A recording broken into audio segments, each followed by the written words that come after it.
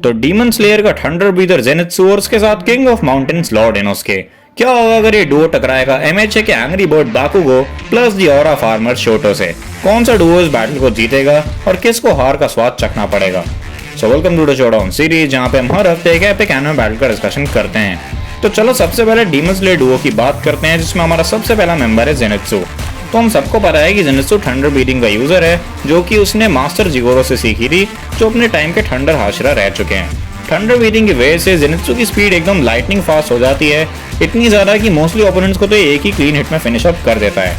इसकी फीट्स की बात करें तो इस बंदे ने स्पाइडर डीमनर्स के झुंड को बस एक ही स्ट्राइक में खत्म करके रख दिया था, और वो भी तब जब पॉइजन इसकी बॉडी को ऑलमोस्ट नम कर चुका था। एंटरटेनमेंट डिस्ट्रिक्ट आर्क में दाकी को हराने में इस बंदे का बहुत बड़ा कंट्रीब्यूशन था, जब इसने अपनी गॉड लाइक स्पीड को यूज करके दाकी को बहुत बुरी तरीके से कॉर्नर कर दिया था। और इस सिचुएशन में भी जेनित्सु ने अपना गॉड लाइक स्पीड तब यूज किया था जब उसके लेग्स बहुत बुरी तरीके से डैमेज हो गए थे। दिस क्लियरली शोज कि नम बॉडी या फिर हेवी इंजरीज के बावजूद भी अपना स्ट्रॉन्गेस्ट अटैक लॉन्च कर सकता है। अब बात करते हैं king of mountains boss Inosuke की। तो योरिची के बाद ये वो बंदा है जिसने अपनी खुद की एक ब्रीदिंग स्टाइल बनाई थी, जिसका नाम है बीस्ट ब्रीदिंग। अपने ब्रीदिंग स्टाइल की वजह से इनोस्के की स्पेशल अवेयरनेस बहुत ज्यादा अच्छी है और वो हर जगह यूजफुल रहती है, चाहे माउंट नाटागुमो में रूई की मदर को लोकेट करना या एंटरटेनमेंट डिस्ट्रिक्ट में दाकी को। ये एबिलिटी इनोस्के के बहुत ज्यादा काम आती है। अपनी ब्रीदिंग के अलावा इनोस्के की फिजिकल एबिलिटीज भी बहुत ज्यादा इंप्रेसिव है। ये बंदा सीरियसली अपनी बॉडी के जॉइंट्स तक को डिसलोकेट कर सकता है। इसकी स्पीड, रिफ्लेक्सेस और स्पॉट स्किल्स बहुत ही ज्यादा क्रेजी हैं। बट इसका सबसे बेस्ट फिजिकल एबिलिटी ये है कि अपने बॉडी के ऑर्गन्स तक की पोजीशन चेंज कर सकता है। और इसका क्लियर एग्जांपल हमने एंटरटेनमेंट डिस्ट्रिक्ट आर्क में देखा था, जब ग्यूतारो अपना सिकल इनोस्के के चेस्ट में स्टैब करता है, तब इनोस्के अपने हार्ट की पोजीशन चेंज करके अपनी जान बचा लेता है। दाकी को हराने में इनोस्के का भी बहुत बड़ा रोल था। जब जेनित्सु थोड़ा स्ट्रगल करने लगा था, तब इनोस्के वाइल्ड कार्ड एंट्री लेता है और दोनों मिलकर दाकी को फिनिश ऑफ कर देते हैं। तो ये तो बात हो गई डीमन स्लेयर के डुओ की। अब बात करते हैं एमएचए के डुओ की, जिसमें सबसे पहले आता है बाकुगो। अब बाकुगो की बात करें तो वो एक्सप्लोजन क्वर्क को यूज करता है, जिससे वो अपने पाम्स के स्वेट से एक्सप्लोजन क्रिएट कर सकता है।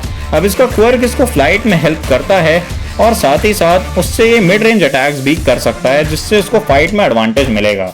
बाकुगो का फाइटिंग स्टाइल भी बहुत ज्यादा एग्रेसिव है और ये हर फाइट में कंप्लीटली रेज्ड होकर फाइट करता है। बट इतने एग्रेसिव होने के बावजूद भी बाकुगो का आईक्यू बहुत ज्यादा शार्प है, और ये बात उसने सीरीज में कई बार प्रूव कर रखी है।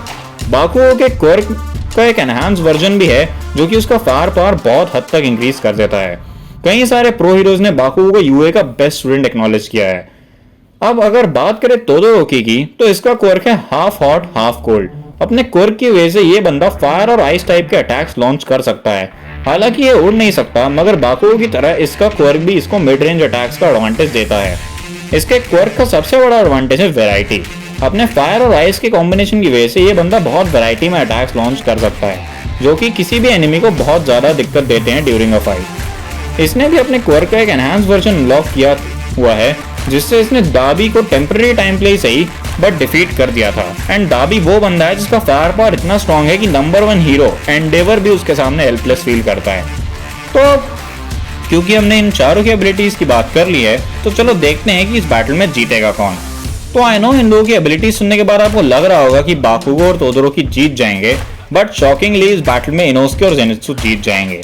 अब ये मैं क्यों कह रहा हूँ, चलो इस पे बात करते हैं। सबसे पहली बात तो ये कि डीमन स्लेयर डुओ ने लिटरल डीमन से फाइट करी है, जिनका अपना ब्लड डीमन आर्ट है, और वो डीमंस एमएचए के टॉप टियर विलेंस में इजीली अपना स्पॉट बना सकते हैं। सो जस्ट इमेजिन अगर इनोस्के और जेनित्सु को उन डीमंस से लड़ने का एक्सपीरियंस है, तो बाकुगो और तोदोरोकी तो ह्यूमंस हैं। ऑल्सो बाकुगो और तोदोरोकी ने एमएचए में इतने बड़े लेवल के थ्रेट्स को बहुत ही कम हैंडल किया है, तो इनोस्के और जेनित्सु उनको एक फाइट में बहुत ज्यादा प्रॉब्लम देंगे। दूसरी बात आ जाती है कि बाकुगो और तोदोरोकी के अपने क्वर्क्स पे लिमिटेशन है, और अगर वो उनको ज्यादा यूज करे तो उनका स्टैमिना बहुत जल्दी ड्रेन हो जाता है, और तोदोरोकी तो ओवरहीट तक हो सकता है। एमएचए की मोस्टली फाइट्स मिनट्स तक लास्ट करती हैं, और अगर एक्सट्रीम लेवल पे चले जाएं तो फाइट ज्यादा से ज्यादा 1 से 2 घंटे चल सकती हैं। उसके बाद इन दोनों के क्वर्क्स अपनी लिमिटेशंस पे आने लगते हैं।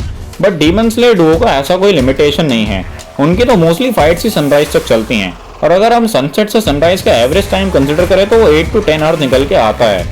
तो डीमन स्लेयर डुओ के पास बहुत बड़ा स्टैमिना एडवांटेज है, और हमने एंटरटेनमेंट डिस्ट्रिक्ट आर्क में देख लिया था कि इनोस्के और जेनित्सु कितने इंजर्ड थे, बट स्टिल उन्होंने कितनी इंटेंसिटी से फाइट की थी। तो ये चीज़ भी उनको फाइट में एक बहुत बड़ा एडवांटेज प्रोवाइड करती है।